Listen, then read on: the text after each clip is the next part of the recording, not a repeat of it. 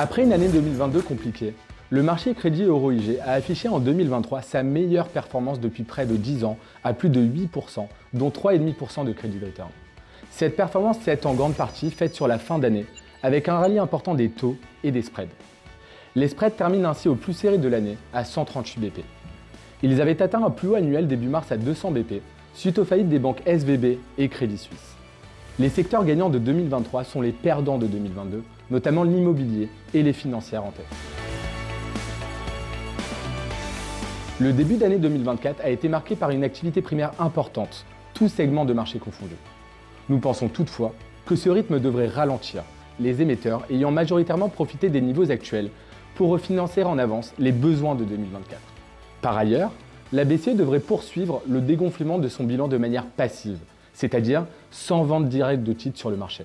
Les flux, déjà importants en 2023, devraient continuer à l'être, principalement sur les fonds datés, ETF et fonds globaux.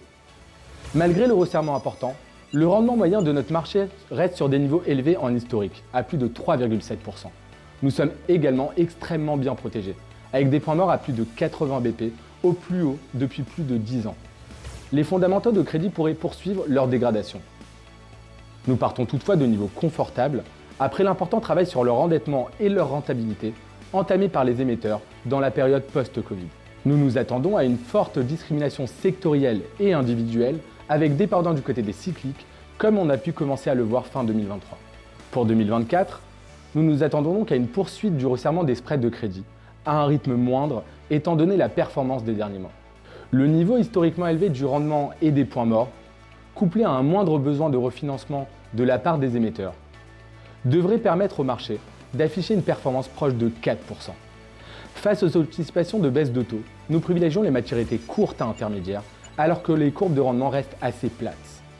Dans cet environnement incertain et au vu des valorisations actuelles, nous retiendrons plutôt des dettes non cycliques de bonne qualité et les dettes des financières pour lesquelles il reste encore du potentiel de performance.